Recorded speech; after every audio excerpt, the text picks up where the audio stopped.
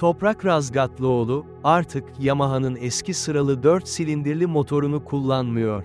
Yerine, tamamen yeni V4 MotoGP motor prototipini kullanıyor. Bu motorun kompakt yapısı, ağırlık merkezini düşürüyor, viraj girişlerinde ve çıkışlarında daha fazla kontrol sağlıyor. Toprağın agresif sürüşü bu motorla birleşince, rakipler için fark yaratıyor. Motorun tork dağılımı, orta devirlerde daha lineer, düşük ve yüksek devir geçişlerinde ise çok daha stabil. Bu sayede, gaz açış ve frenleme arasındaki geçişler, artık çok daha güvenli.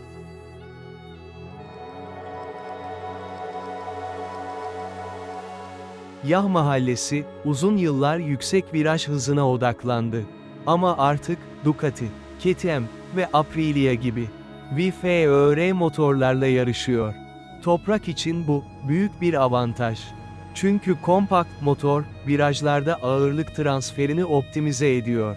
Ön lastik daha stabil, arka lastik ise çok daha tutarlı.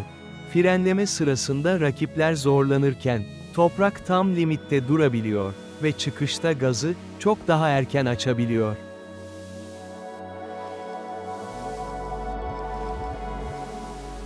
Toprağın en büyük silahı geç fren yapmak. Viraj girişinde ön lastiği limite kadar yüklüyor, motoru fiziksel olarak yönlendiriyor ve çıkışta çok erken gaz açıyor. VFR torku sayesinde bu teknik artık daha güvenli ve etkili. Rakipler fren bırakırken Toprak hala maksimum hızla çıkıyor.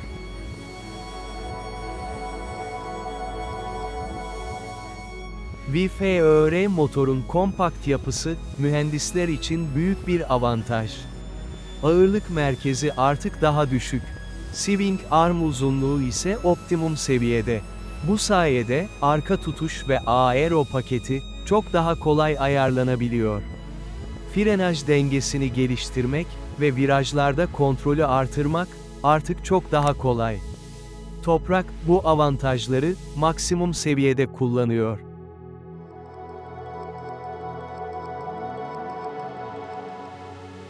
Frenaj, tıpkı bir silah gibi. Viraj girişinde arka taraf, tamamen stabil. Ön taraf ise, sürücüye net bir geri bildirim veriyor. Toprak, o meşhur geç frenlerini, artık çok daha geç yapabiliyor. Çıkışta gazı erkenden açıyor ve rakiplerinden, çok daha hızlı ivmeleniyor. İşte bu, doğrudan tur zamanı kazancı demek.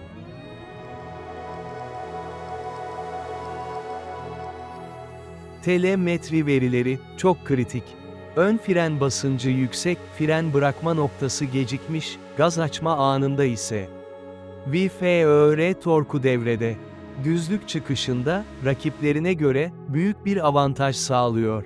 Toprak, motoru tam limitte kullanarak, varsa eksikleri bir ortaya çıkarıyor. İşte bu veri, mühendisler için, altın değerinde.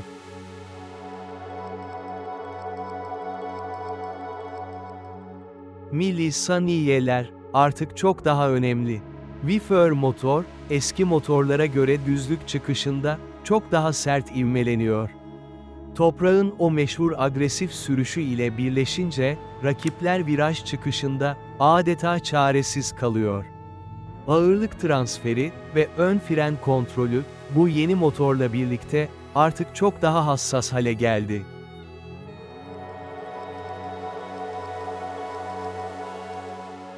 Fakat, hala eksik yönler var. Ducati seviyesinde, maksimum güç henüz yok. Düzlüklerdeki birkaç kilometrelik fark, doğrudan tur zamanını etkiliyor. Mühendisler, bu açığı kapatmak için aralıksız çalışıyor. Toprak, motoru her virajda zorlayarak veri topluyor. Ve her tur, bu geliştirme sürecini, daha da hızlandırıyor.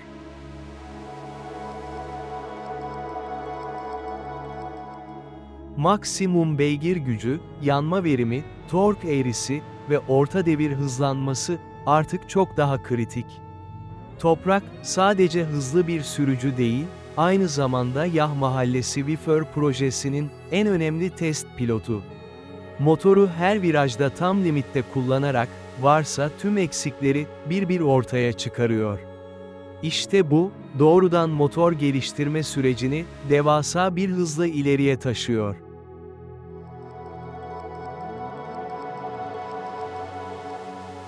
Gaz açışta, traction control, rate height device, wheelie davranışı ve aero yük altındaki ön tepkisi çok önemli.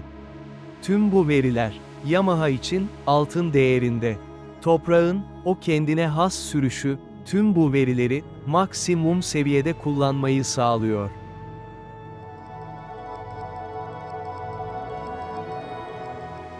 Michelin lastikler, karbon frenler ve aero cihaz uyumu, bu sezon belirleyici olacak. Toprak, inanılmaz hızlı adaptasyonuyla, bu zorlu süreci daha da hızlandırıyor. Unutmayın, her küçük detay, motor performansını doğrudan etkiliyor.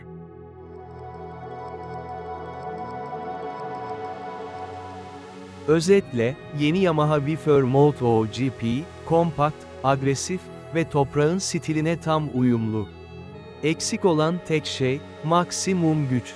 Eğer bu fark kapanırsa, Toprak ve Yamaha V4, MotoGP dünyasının yeni korkusu olacak.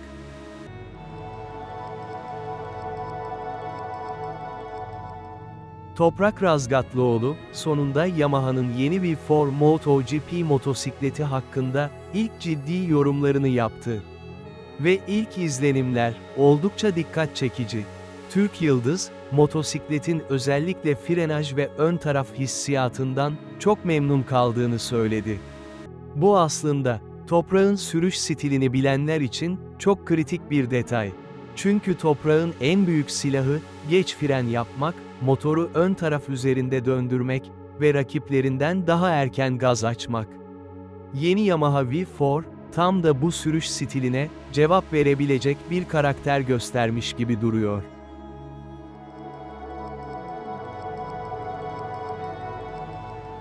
Toprağın ilk sözlerinden biri, motosikletin beklediğinden çok daha olumlu bir his verdiği yönünde oldu.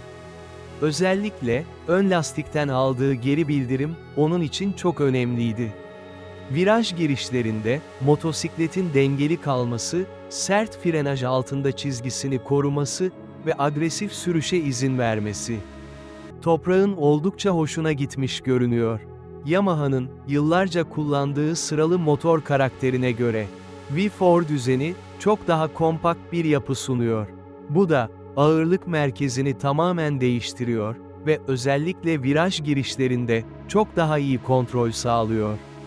Toprağın, ilk testte bu hissi hemen yakalaması, geleceğe dair, oldukça umut verici.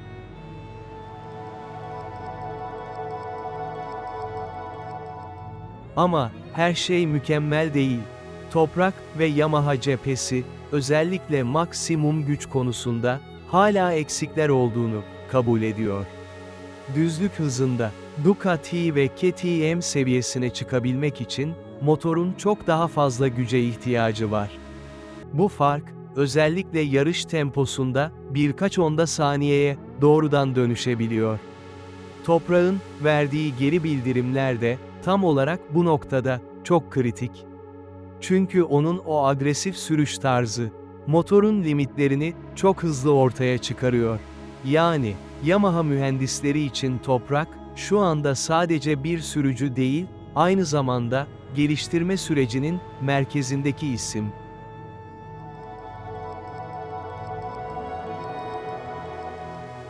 Belki de, en dikkat çekici söz ise, şuydu. Henüz, tam zorlamadım. Bu cümle aslında, çok şey anlatıyor. Toprak, yeni motosikleti daha tanıma aşamasında bile, büyük bir potansiyel gördüğünü, ima ediyor. Henüz, Michelin lastiklere, karbon frenlere, elektronik sistemlere ve MotoGP'nin o farklı aerodinamik yapısına, tam alışmadan, bu kadar olumlu konuşması, oldukça önemli. Asıl performans, motosikleti tam limitte, zorlamaya başladığında, ortaya çıkacak.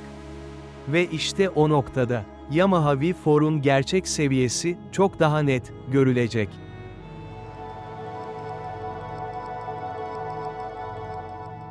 Özetle, Toprağın, Yamaha V4 hakkındaki ilk yorumu net. Motorun karakteri olumlu, ön taraf güven veriyor, frenaj hissi ise çok güçlü. Eksik olan tek taraf, maksimum güç ve düzlük hızı. Eğer Yamaha, bu açığı sezon içinde kapatabilirse, Toprağın sürüş tarzı, bu motosikleti rakipler için çok tehlikeli hale getirebilir. Açık konuşmak gerekirse, Toprak bu motosikletten memnun görünüyorsa, rakipler artık yavaş yavaş endişelenmeye başlayabilir. Çünkü, geç frenin kralı, artık çok daha kompakt bir Yamaha V4 ile piste çıkıyor.